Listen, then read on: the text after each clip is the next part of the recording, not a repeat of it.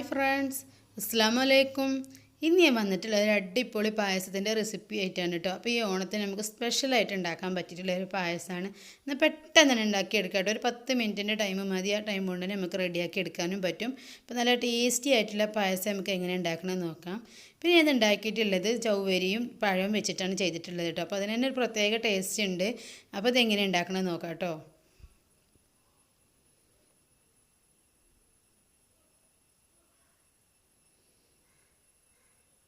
അപ്പോൾ ഞാൻ ഈ പായസം ഉണ്ടാക്കാൻ വേണ്ടിയിട്ട് ഒരു കടായി എടുത്തിട്ടുണ്ട്.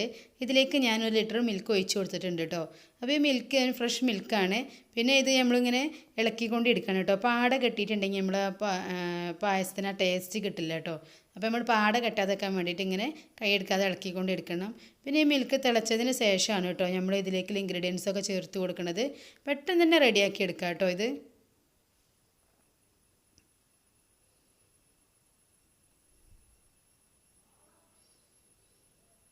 അപ്പോൾ നമ്മളെ മിൽക്ക് തിളച്ച് വരാൻ തുടങ്ങിയിട്ടുണ്ട്. ഇനി നമുക്ക് ഇതിലേക്ക് ചേർത്ത് കൊടുക്കുന്നത് ഫസ്റ്റ് തന്നെ ചേർക്കുന്നത് ഞാൻ ചവ്വരിയാണ്. അപ്പോൾ 1/2 കപ്പ് ഞാനത് കഴുകി വൃത്തിയാക്കിയിട്ടാണ് കേട്ടോ അതിലേക്ക് ചേർത്ത് കൊടുക്കുന്നത്. അപ്പോൾ ഈ മിൽക്കിൽ വെച്ചിട്ട് തന്നെയാണ് കേട്ടോ ഞാനത് കുക്ക് ചെയ്തെടുക്കുന്നതും. അപ്പോൾ ഇനി നമുക്ക് ഇതിലേക്കുള്ള ചവ്വരി ചേർത്ത് കൊടുക്കാം.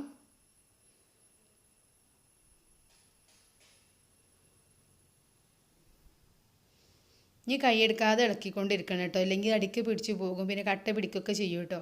അപ്പോൾ നമ്മൾ കൈയെടുക്കാതെ ഇളക്കി കൊടുത്തിട്ട് ഇതൊന്ന് വേവിച്ചെടുക്കണം. ഒരു മീഡിയം വേവ് മതി കേട്ടോ, ഫുള്ളായിട്ട് കുക്കാവണ്ട. അതിനൊരു പകുതി വേവാകുമ്പോൾ നമുക്ക് ഇതിലേക്കുള്ള പായം ചേർത്ത് കൊടുക്കണം.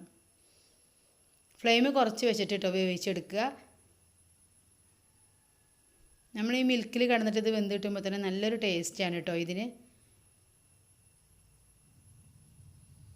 അപ്പോൾ നമ്മൾ പാലൊക്കെ കണ്ട് കുറുകി വരാൻ തുടങ്ങിയിട്ടുണ്ട്.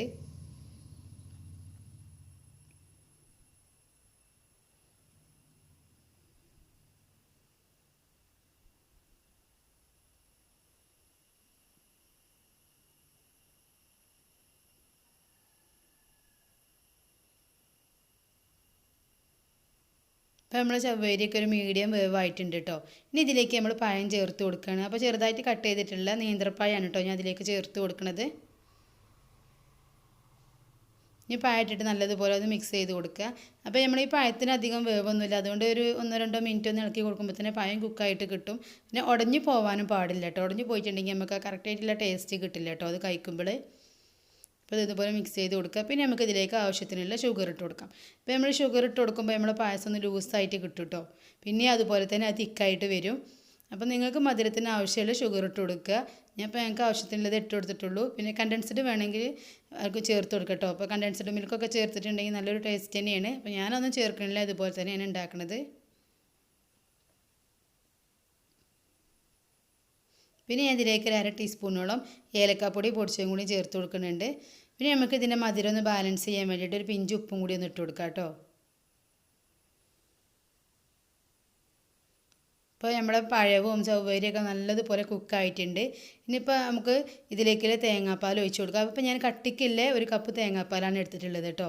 അപ്പോൾ അതും കൂടി ഒഴിച്ച് കൊടുത്തിട്ട് പിന്നെ തിളപ്പിച്ചെടുക്കണ്ട, ഒന്ന് ചൂടായി കിട്ടിയാൽ മതി. അപ്പോൾ തന്നെ നമുക്ക് ഫ്ലെയിം ഓഫ് ചെയ്യണം കേട്ടോ.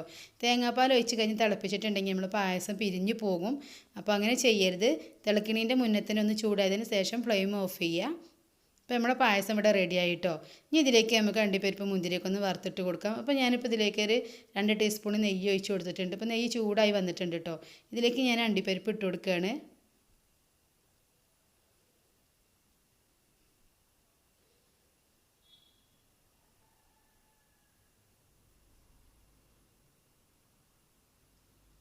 അണ്ടിപ്പരിപ്പ് ഒന്ന് റോസ്റ്റായി വരുമ്പോൾ തന്നെ നമുക്ക് ഇതിലേക്കുള്ള മുന്തിരിയും കൂടി ഇട്ട് കൊടുക്കാം. പിന്നെ അത്യാവശ്യം നല്ലതുപോലെ ഇട്ട് കൊടുക്കണം കേട്ടോ, എങ്കിലേ നമുക്കിത് കഴിക്കുമ്പോൾ ഒരു ടേസ്റ്റ് കിട്ടുള്ളൂ. നമുക്കിപ്പോൾ ഇത് അടപ്രഥമനൊക്കെ പോലെ കഴിക്കണ പോലെ കഴിക്കാനായിട്ട്, അതായത് പായസം ലൂസായിട്ടല്ല കേട്ടോ അത് കിട്ടുക. അപ്പോൾ അത്യാവശ്യം തന്നെ അണ്ടിപ്പരിപ്പ് മുന്തിരിയൊക്കെ ഇട്ട് കൊടുക്കുക.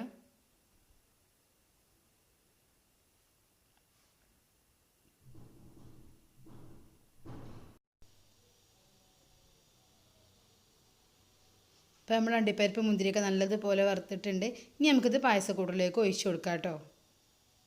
പിന്നെ ഈ പായസം നമ്മൾ കുടിക്കേണ്ടത് ചൂടോടെ അല്ല കേട്ടോ, ഒന്ന് തണുത്തതിന് ശേഷമാണ് കേട്ടോ നമ്മളിത് കഴിക്കേണ്ടത്. അപ്പോൾ നല്ല ടേസ്റ്റാണ്, നമുക്ക് കോരി കഴിക്കാൻ പറ്റും കേട്ടോ.